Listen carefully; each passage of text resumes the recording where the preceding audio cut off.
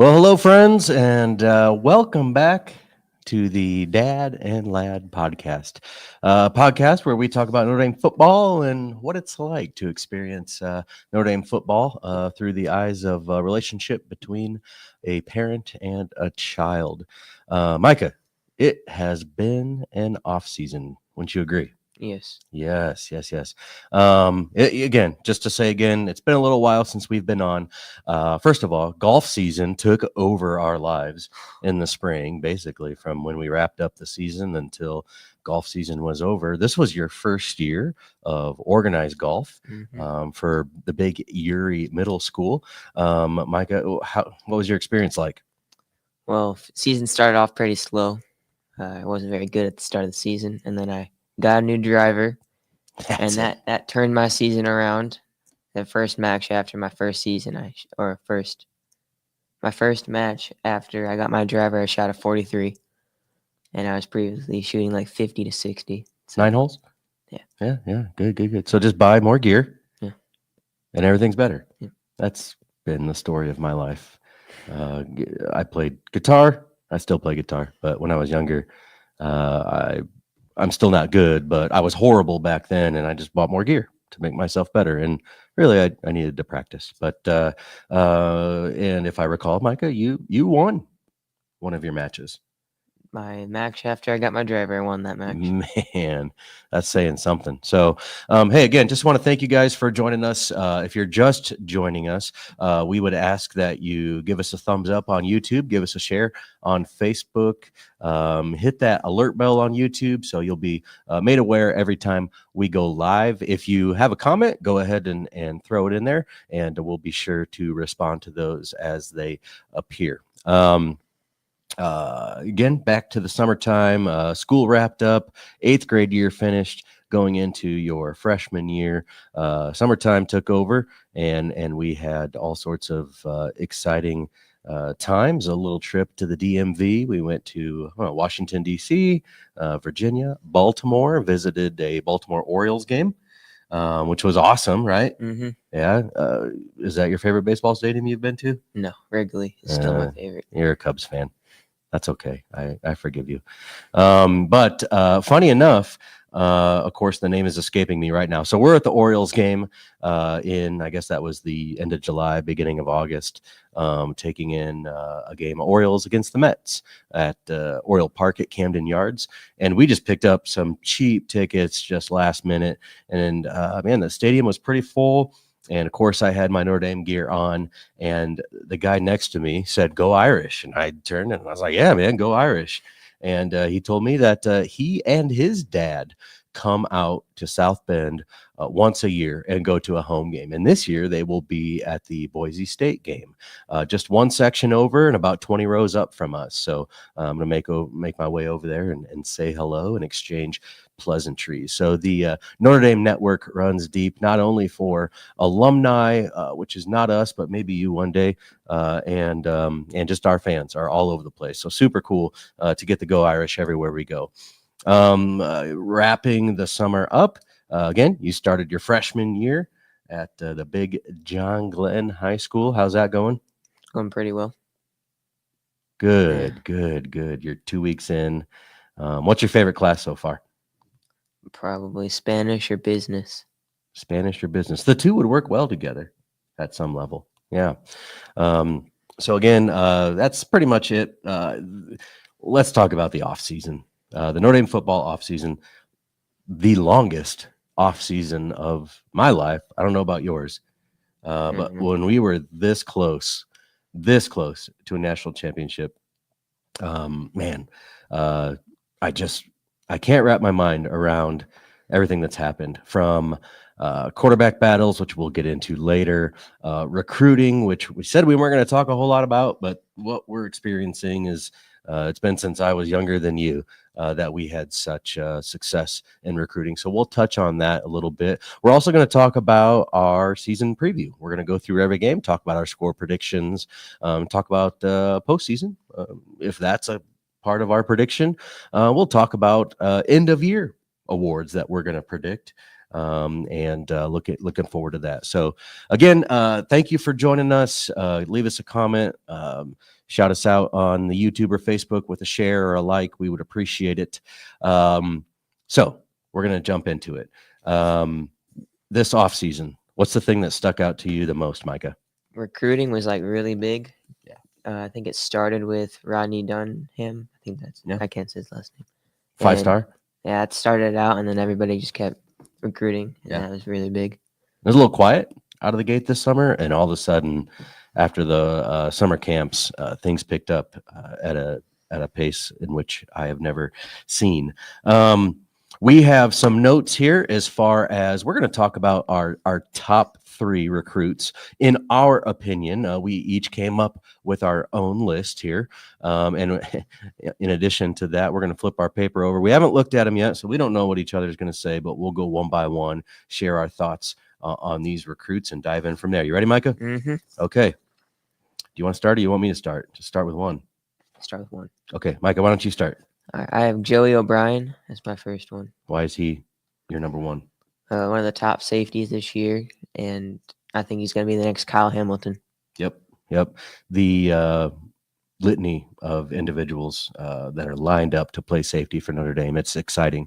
A lot of talent, and I mean, not going to have to go to the transfer portal for any safeties or any nickelbacks or anything like that. I too had Joey O'Brien on my list. He's my second rated recruit, not according to the star rating. What we're doing is not based on star rating. This is just our own opinion.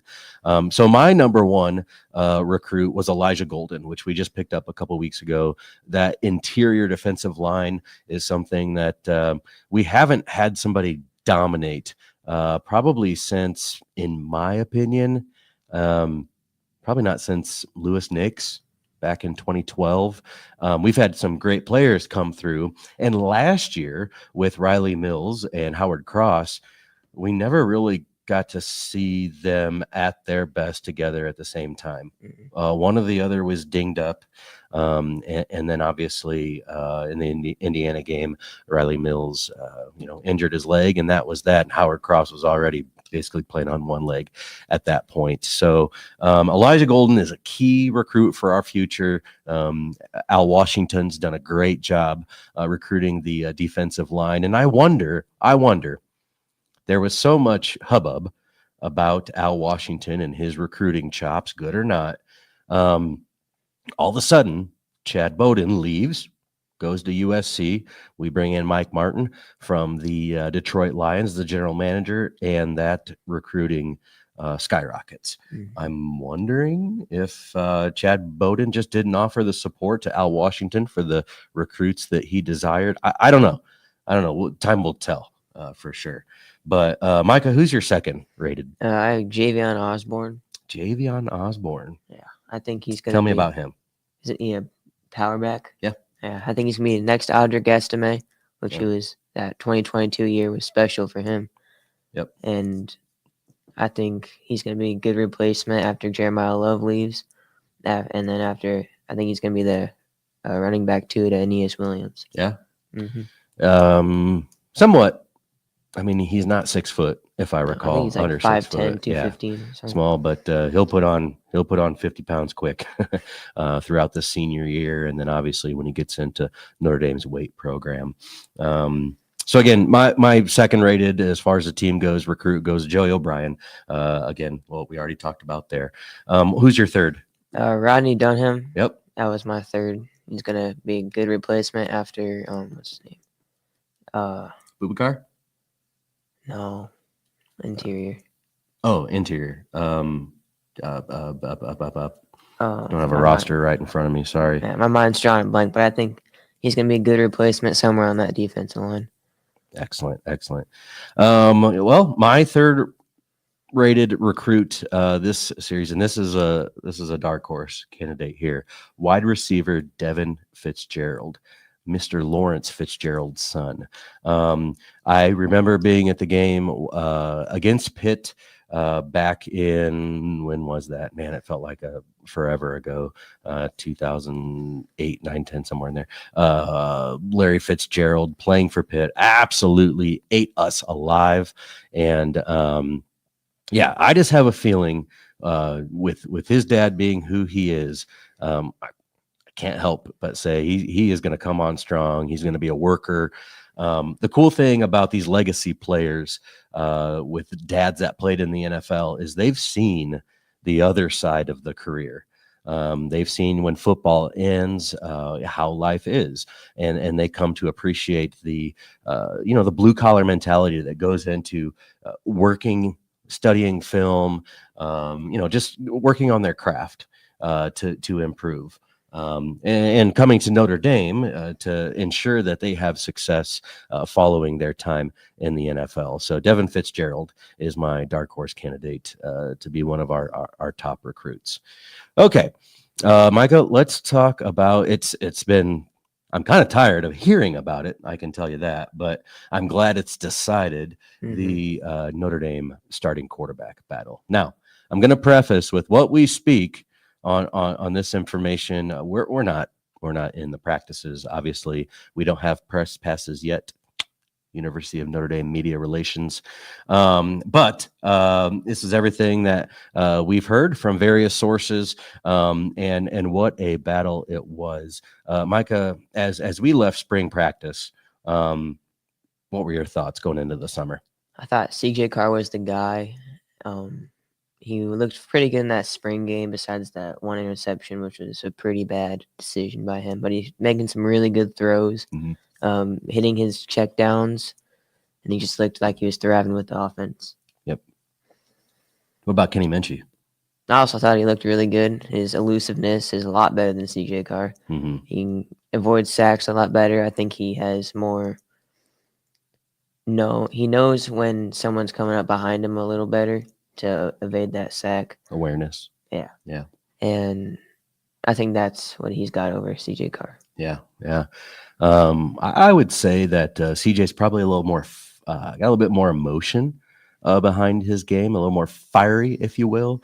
Kenny Minchie is kind of that calm, cool, and collect individual with, he has that elusiveness and that awareness in the pocket. And as we entered into summer camp or fall camp, however you want to reference that, the word on the street was CJ Carr is, he's the front runner. Kenny's got a long way to go to catch up. And as those weeks progressed, Kenny made huge strides, and nobody knew what to expect. I do believe, what was it, Sunday night, Monday morning, there was some rumors going around that the team had been told that Kenny was going to be the starter. And lo and behold, wow. That was not it. My, how the turntables. CJ Carr is our starting quarterback.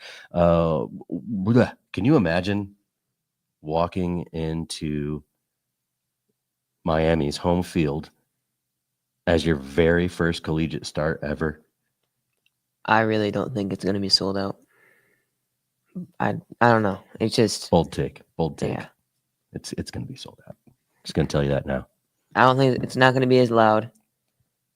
Yeah. I don't know. I just got that feeling. Yep, certainly. Rodney Dunham, Gabriel Rubio. Is that who you're thinking of in the interior? Thanks, Travis. Appreciate your help there. Hey, Eric, good to see you. Go Irish, beat Canes. We'll get into that. Seriously. We better beat the Hurricanes. But yeah, so I heard a story last week in the 2017 trip to Miami, which is the last time we played. We went down there. We got slaughtered, first of all. On the bus, on the way in, fans were pushing our buses, and I had heard things were getting thrown against the bus. Okay. But I guess a beer bottle or something actually went through and shattered a window on the team bus. And I don't know about you, and maybe I'm just weak. I'm not a Division I football player, but that would rattle my cage a little bit. And I can see Brian Kelly. I can see his face being like, "What in the world did we get ourselves into?" And it is what it is. It was 8 years ago, but I gotta believe Marcus Freeman is going to He's not bring going to put up with a that. different mindset to this That team. pregame speech. Yep, we saw it last year at Texas A&M as they entered that tunnel. It's been a clip that has been immortalized all over the internet ever since, with him getting his team fired up and kind of taking the pressure off of them and putting it on himself. Did you see that Penn State halftime speech that they posted? Yeah. How you not want to run through a wall for that guy? Man, he's my coach.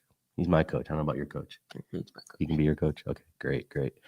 Okay, so let's get into our season prediction. Actually, before we do that, anything else you want to highlight about the team going into the season? Individuals, position groups, captains. Let's talk about captains. The one that surprised me was Will Pauling. Yep. Yeah, certainly. Kind of expecting Jeremiah Love to be a captain also. Yeah.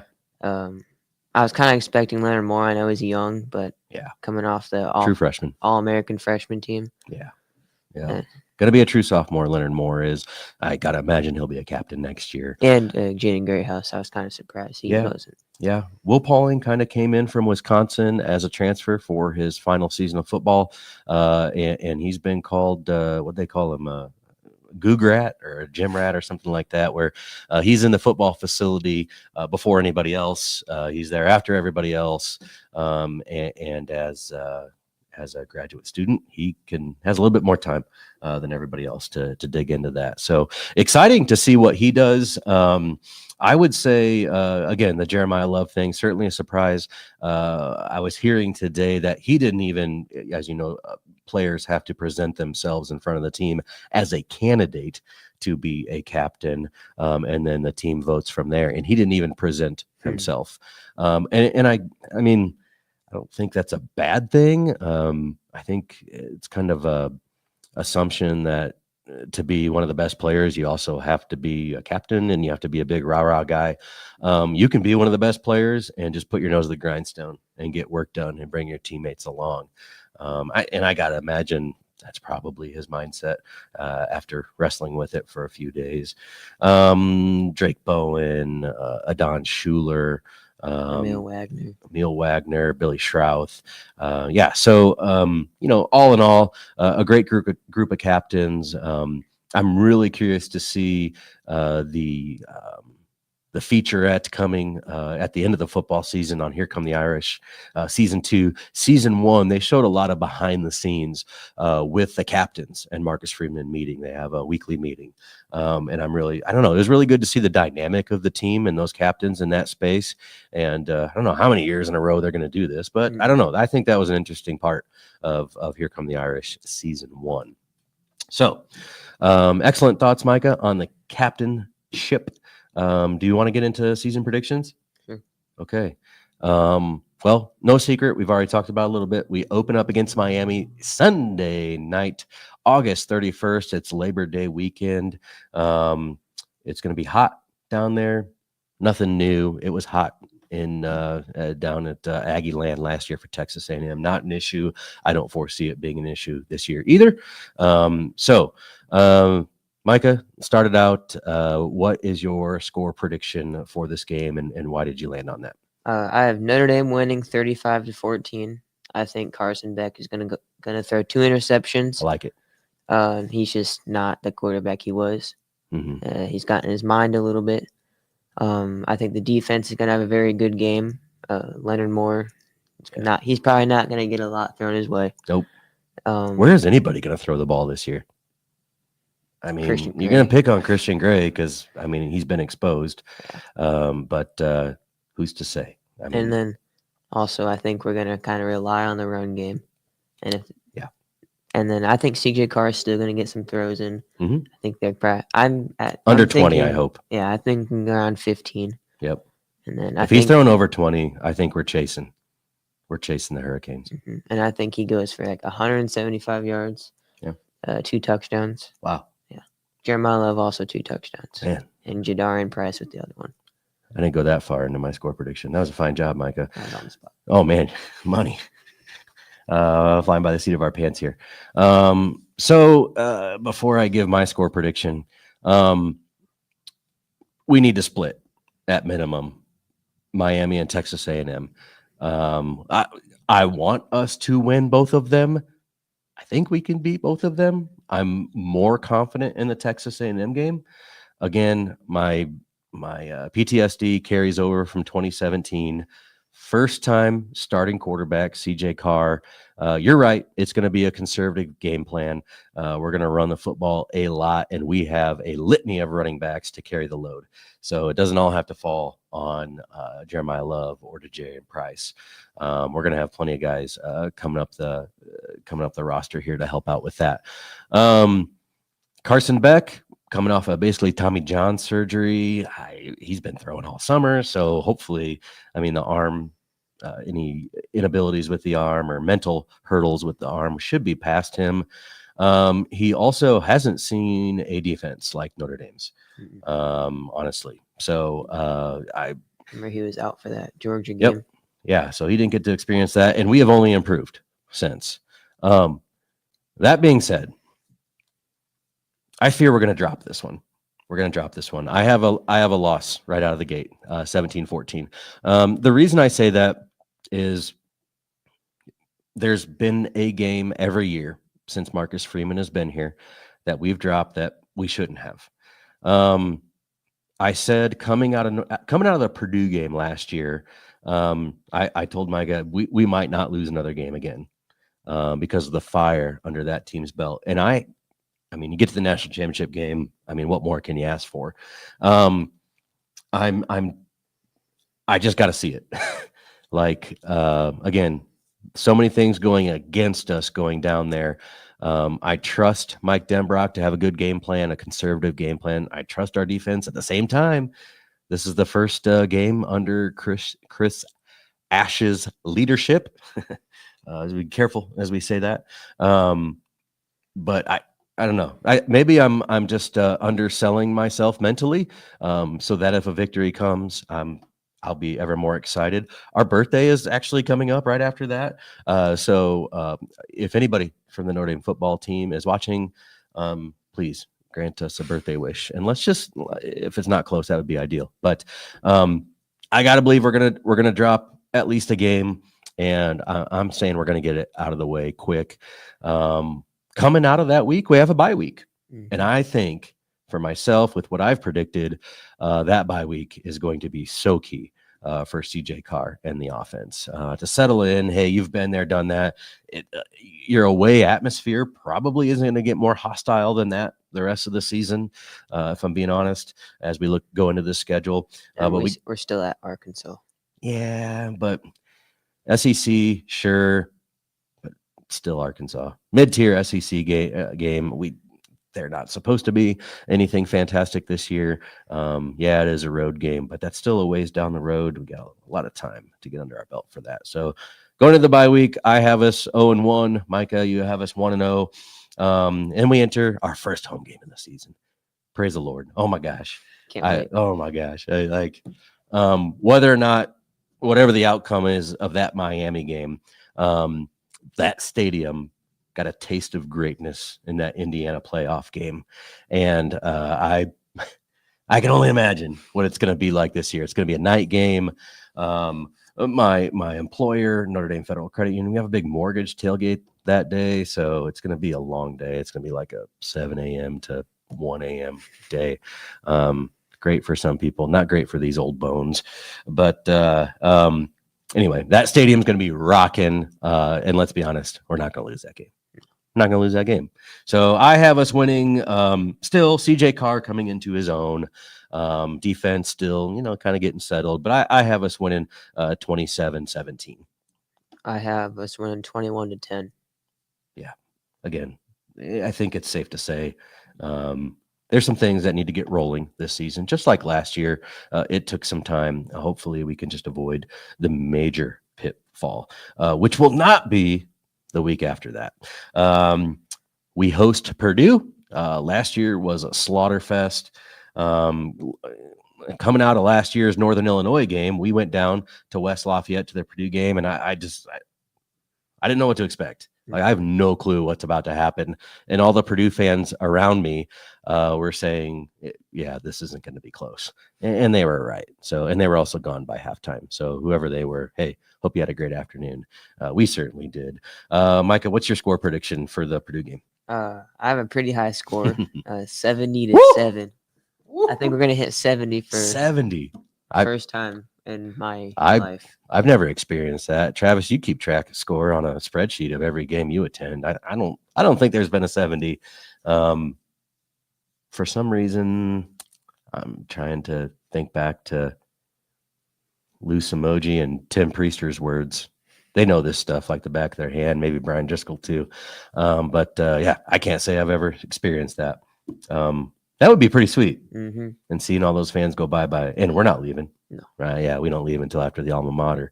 But yeah, I have us winning 56-3. Very similar outcome. Purdue's got a lot of work to do. Yeah, they have a new coach, but they're rebuilding culture there. And it's just going to take time. Purdue's in a weird spot. Like, there's a ton of high-profile Purdue alumni out there. There's a lot of money. I don't feel like they've been able to capitalize on the NIL atmosphere. They kind of put it towards more of basketball. Yeah, than football. I can see that. Yeah, maybe they just want to be a basketball school. I mean, as long as they beat IU in basketball, that's all that matters, right? I guess I can't speak on behalf of my Hoosier and Boilermaker friends and family. Okay, so went through a home slate there, got a couple wins under our belt. I think we're going to get into a rhythm at this point, both offensively and defensively. We're going down to Fayetteville, Arkansas. Again, road SEC game, mid-tier SEC team. I just don't see that necessarily being close. Micah, what are your thoughts on the final score there? I actually do see it being close. I have 17-10, but we're winning. Yeah. I still think the crowd's going to have a little Okay. effect in how we're playing with the offense. Sure. And I think this will be CJ Carr's first or kind of second, like big road test. Yeah. Yeah. Just to kind of progress into these road atmospheres. Yeah, I have us winning somewhat comfortably, 31-14. I don't think it'll be that close. It'll probably be 31-7, and then they'll put a trash touchdown on the board with some of our reserves in the fourth quarter, but I don't foresee it being a great challenge. Okay, the next week, Boise State home game, 3:30 kickoff, green out as it would be, which for me every game's a green out because Irish wear green, and why we have to fight to get a green out for one game? Can we just commit to it once and for all? Can we commit to it? Yeah.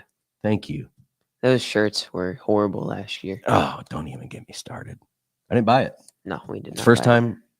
I know it's the first time I haven't bought a shirt in a while. In my adult life. I can tell you that. I don't know about. I think I have every shirt since 2015. Nice, since you started attending. Except last year. Trash. Absolutely. We already got our shirts for this year. Yep, we're good to go. Thank you to the team that put the green shirts together. If we could just stick with that.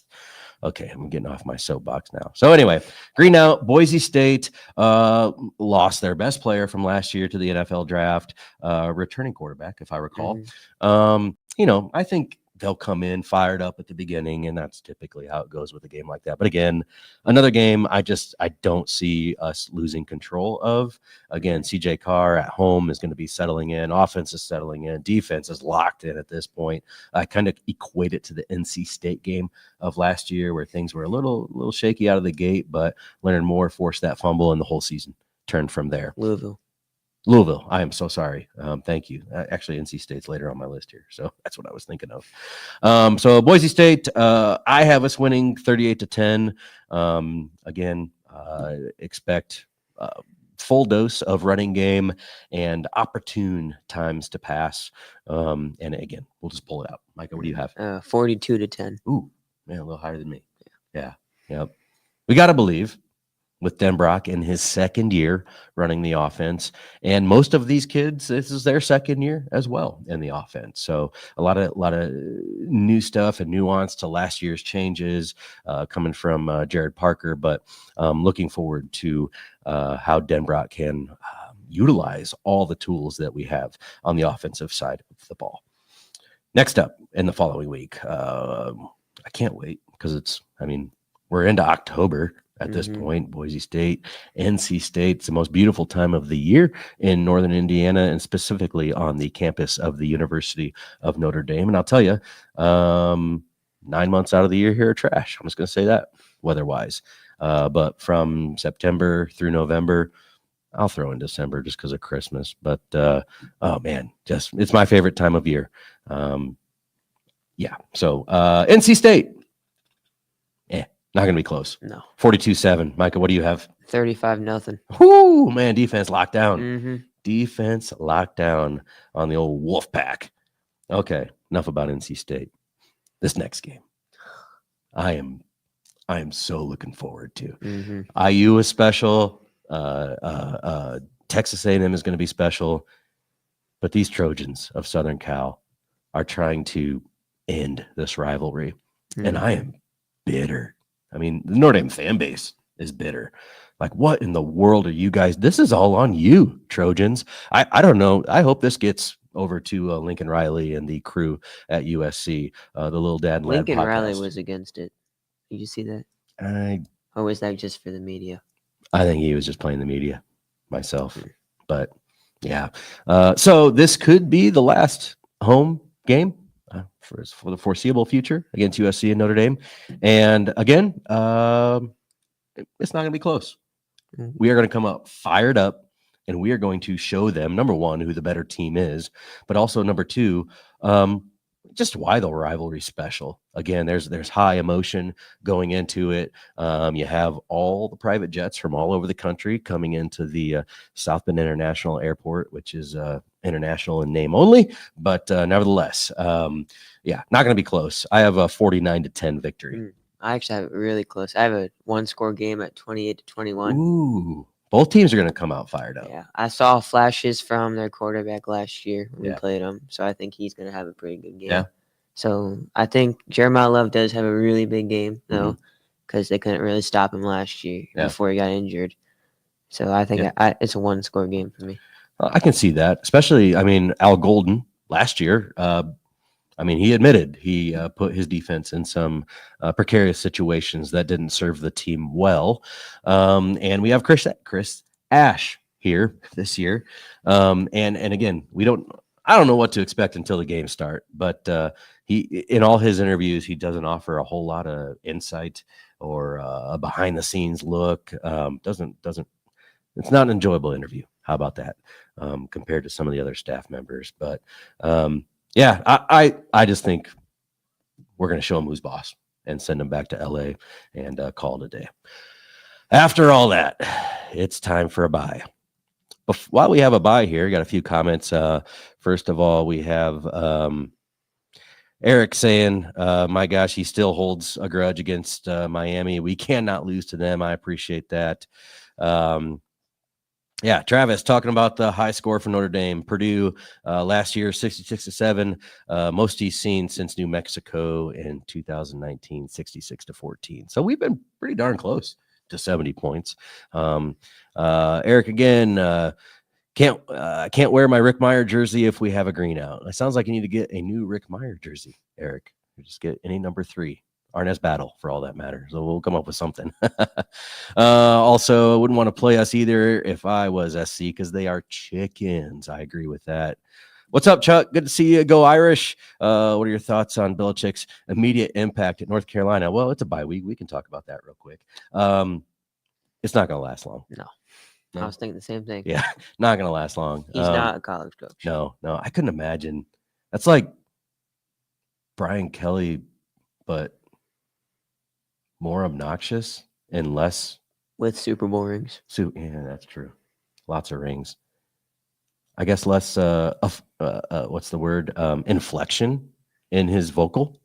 So like Brian Kelly, he would go up like this, or he'd talk like this, but Bill Belichick, we're just gonna, play better, look better. Yeah, we'll take care of things as we need to. So he'll be back in the NFL. Honestly, I think he'll by be next consistent season with 500 seasons. 500 season. I can see that, certainly. Yeah. And then off to the NFL. He's going to go back. He'll probably coach the Browns, let's be honest. So, yeah, thanks a lot, Chuck, for watching and checking in. So after the bye week, we go out to Chestnut Hill and Boston College, backup college as it would be. Again, Bill O'Brien is building something there. I think they will be improved over last year. Again, just too many weapons. I'm sorry. Chuck said maybe once his girlfriend graduates. Oh, that just made my day. Yeah, you're not wrong. You're not wrong. Oh boy. Okay, so we're out at Chestnut Hill, Boston College again. Bill O'Brien rebuilding in his second season, if I recall. I think maybe third season, whatever. Not going to be close again. This is one of those games where it's probably going to be a noon kickoff, I'm guessing. We're going to slug through the first quarter or two, but we'll end up breaking away. So I have us winning easily 31-3. I have 35-0. Man, again, defense is locked on your side, man. I love it. I hope you're right. Yeah. So far, I hope you're right on all this, honestly, except for the USC game. I want to blow them out. But then the annual rivalry, which, my opinion, I could do away with. Yeah. I appreciate the pageantry. I appreciate the respect shown between the two colleges. But a home game against Navy, again, for all it's worth, it's great. But I just get tired of having to deal with a triple option every year. And I'd rather play, I don't know, a mid-tier. Give me Michigan State. Maybe they'll switch out Navy for Clemson. Clemson. It's coming down the table. That's Next for sure. year, right? Yeah. Coming up here. Yep, yeah. Certainly. 12 years. New rivalry. Mm-hmm. Looking forward to it. Micah, what's your score prediction for another Navy? shutout, 66-0. Holy cow. Man, this team is locked in. Mm-hmm. I appreciate that. That's great. I'm looking forward to it. Yeah. I hope. Yeah. Okay. Now. Well, as long as we don't deal with injuries again. We're not even talking about injuries. Okay. Let's just assume we're healthy. Injuries, all bets are off. We'll figure something out. The coolest thing is, with the depth that we've built, we saw a taste of it last year. There's not one position group. There's not one that will be completely decimated by their best player's injury. Malachi Fields, if he goes down, there's people that'll step up. Yeah, we might not have that size on the outside, but that's okay. Jeremiah Love. Gosh, I hope that doesn't happen. I should knock on wood. Thankfully, this is a wood table in front of us. But again, we have plenty of talent back there. CJ Carr, Kenny Menchie, I was so sick of the conversation between the two quarterbacks. I didn't care. I really didn't. I was like, let's just pick somebody and go, because either way, they're going to be working their way into being the starting quarterback at Notre Dame. So if he goes down, no sweat. The linebacker crew is deep. The defensive line is deep. Defensive backs are deep. You might get a little young with the cornerbacks, but the talent is excellent out there. So, take their licks, and then the secondary or the safety group is deep as well. So no concerns there. Kyle Norris, thank you for chiming in. CJ Carr time for CJ Carr it is. Looking forward to it. So we're going out to Pitt. Again, it's going to be crappy weather at Heinz Field. Is it still called Heinz Field where the Steelers play? I don't know. I can't keep up all these sponsorships, but yeah, crappy weather, maybe a little chilly. Somehow we always start a little slow out there. But it's going to be fine. I have us coming out 28-14, just kind of a slugfest, get through it, get out of it healthy. Not too concerning, but just a little slow of a game. I have 24-17, a win. Mm-hmm. It's going to be pretty close. Yeah. Kind of in that same neck of the woods. Mm-hmm. Okay. The next week, ever special Steve Angeli time, back in the house, starting quarterback, assuming he's healthy, for the Syracuse Orange, and my brother Patrick Carpenter out there, who's a Syracuse Orange fan. He's going to be at the game with his family, and hey, I hope you enjoy the hot dogs and the refreshments, because that's all that's going to be enjoyable that day. Not close. Senior day, as it tends to be. Again, emotions riding high, running out of the tunnel, seeing our families, blah, blah, blah, all the crying. But flip a switch. Not going to be close. I think the defense gets a little breather this week. I have us winning 59-21. I have it a little closer, 28-14. Okay. I think Steve Angeli is going to have a very good game, but I don't think they're going to get in the end zone very much. Well, we saw last year with McCord, that offense can fly. Mhm. That offense can do something. That offense did not see a Notre Dame football defense last year. Yeah. I do think that's probably going to be the upset game this year, if there is one. Whoa. Mhm. Hot take. If there is one, that's going to be Yeah, it, if huh? there is one. Oh, my gosh. Again, there's been one every year since Freeman's been the head coach. And again, I trust that's done, but until we can live past it and through it, I just have that thought in the back of my mind. I appreciate that, Micah. Let's see. Kyle, do you feel the defense takes a step back with losing our defensive coordinator? Micah, what are your thoughts on that? I don't think so. Chris Ash was kind of. Jeez. Collect yourself, son. He said they said they were gonna do mostly run the same offense or defense.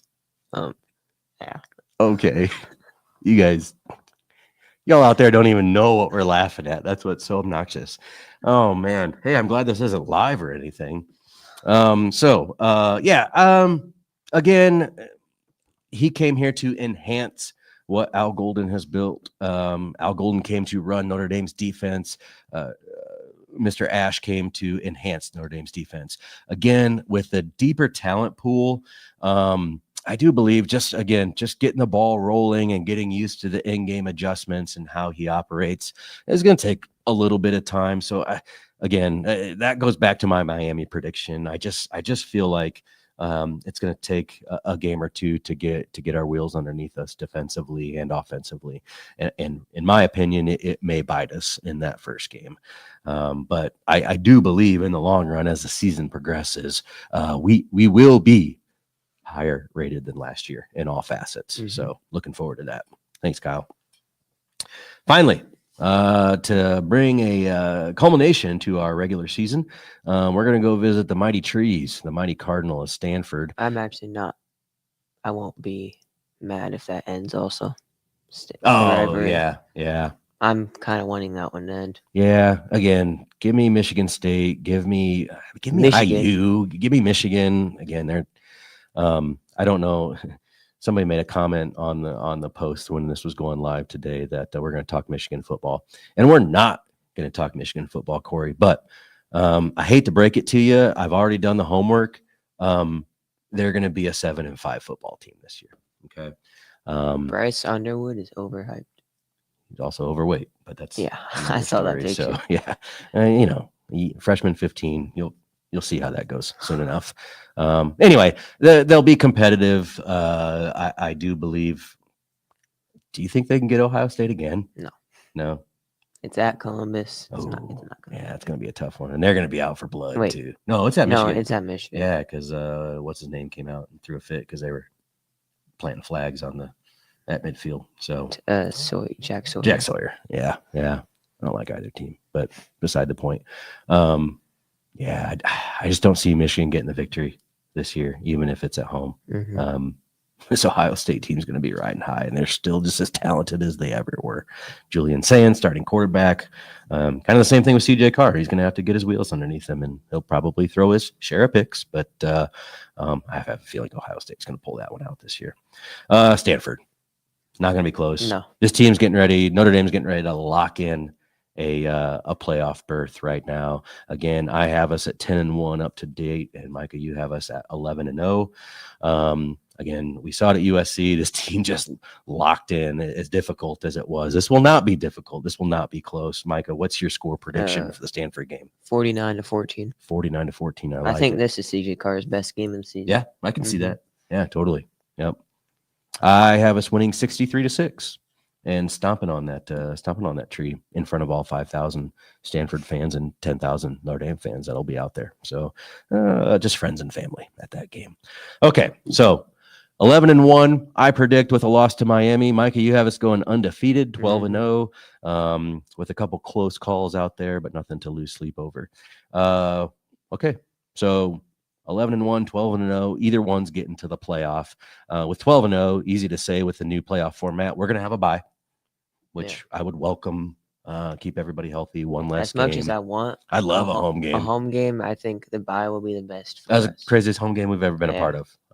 And I've gone to a lot more games than you, and that is still the craziest home game I've ever been a part of. I was away at And college for 2005 USC, so I can't speak to that. I know a few people on the chat here were in attendance at that game. They might have something else to say, but and alcohol in the stadium.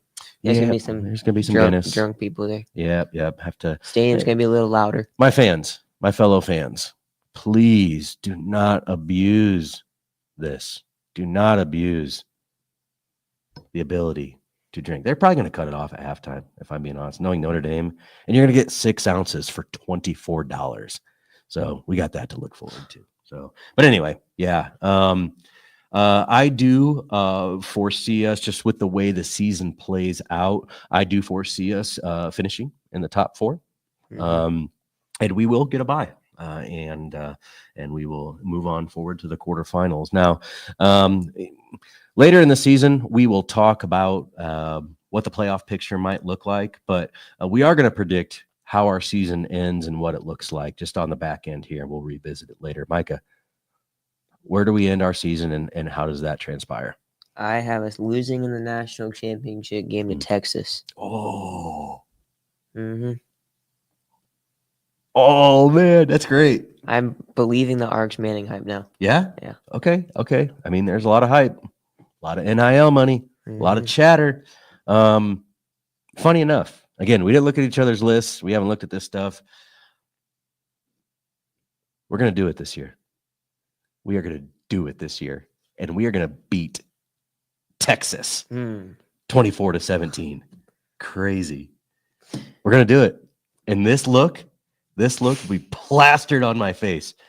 I don't know how long. It's not going to go away. I was 5 years old the last time it happened, and I had to go to bed early because I was 5 years old, and woke up the next morning, and yep, we won. We're the national champions. Okay, great. And Micah, you've never had it. Last year was the closest thing you've had to a taste of it. Yeah. It was super cold down there.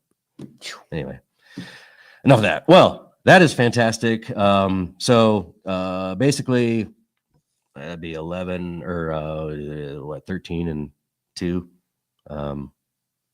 No. Yeah. 15-1. Right?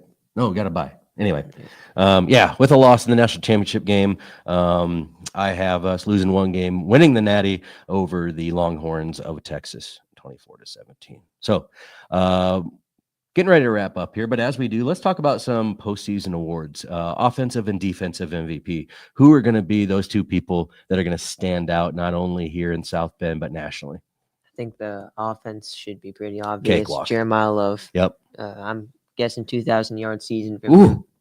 that's a lot of ball carrying for a lot of ball carriers. Yeah. I think he is going to score in every game again this year. I can see that. And then my defense MVP is Drake Bowen. Ooh, yeah. A little sleeper. I wrestled with that. I think I was in between Drake Bowen, Leonard Moore, and Bubakar. Interesting. Fun. Oh, yeah. Don't look at my stuff, man. Cheater. Is that what you do at school? Just kidding. So same boat. Obvious offensive MVP if things go the way we think this year. Jeremiah Love. I don't see him getting 2,000 yards just because of the splitting time between Jadarian Price and Neas Williams. Little injuries down the line there, but Nolan James is making a name for himself. So I could see him getting 12 to 1,500. And Jaywan Sider, the new running backs coach, tends to not use as many backs as Dylan McCullough did. So, I mean, they might have some more touches. They'll be in on third down compared to the previous year where they would pull our stars off and put Williams out there as a blocker or a receiver. Yeah. So, let's see. Got a few comments out here. Eric, is a bye good for us with already having a long time off with no conference championship game? I would, under a previous regime, I may say yes, but we've only ever seen Marcus Freeman get his team up for big games. Think of our home openers or our season openers. Ohio State, Texas A&M. What was our opening game his second year? Somebody throw it out there quick. Travis, opening game, year 2, Marcus Freeman. While we wait on that. Anyway, and then all the playoff games. I mean, and the bowl games. And they were up for Oklahoma State, his first time coaching, but that was kind of a one-off. So, yeah, I'm not concerned about it. I'd rather have the rest. I'd rather have less chance of losing one of our stars. And I trust that Marcus Freeman will get his team up coming out of that rest. Micah, what do you think? Tom's still thinking about who it was. Still thinking. I'm still thinking about the opening game of Marcus Freeman's second season. Nope. Okay. Nothing? No. Okay, we'll move on. Kyle, predict offensive and defensive MVPs for Notre Dame this year. Oh, that worked out well. Fantastic. Hey, we got you. We're on the same wavelength there. Okay.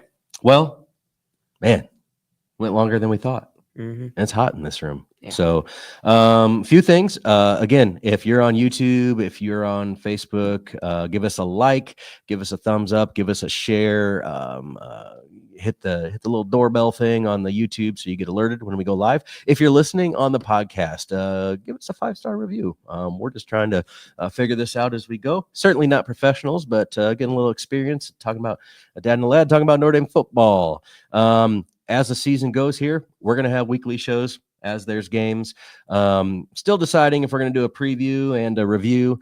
Just kind of depends on the schedule. Basketball is going to be ramping up here in the middle of the football season, Micah's basketball season, and we'll have to see kind of how that plays out. But for sure, we're going to be doing one episode a week, so we're looking forward to it. Hope you guys are as well. Again, 2025 football season's here. I'm so glad the summer's over and we can look forward to this. I hope you guys are too.